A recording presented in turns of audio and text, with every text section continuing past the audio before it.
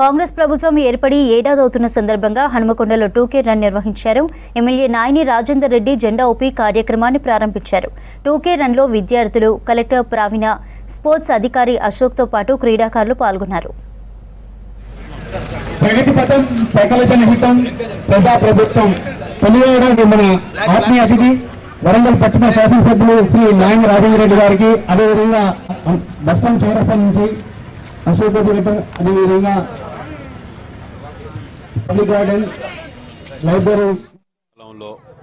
Congress party అధికారంలోకి వచ్చిన తర్వాత ఈ సంవత్సర కాలంలో ఎన్నడూ చేయలేనటువంటి విధంగా ప్రజాపాలనలో సమస్యలు కానివ్వండి, అభివృద్ధి కానివ్వండి, ప్రతి దాంట్లో కూడా 1కి 100 అడుగులు ముందేసి ప్రయాణించినటువంటి సందర్భంగా ప్రజాపాలనలో విజయోత్సవాలు నిర్వహించడంలో భాగంగానే ఈరోజు 2K రన్ని ప్రారంభించడం జరుగుతుంది.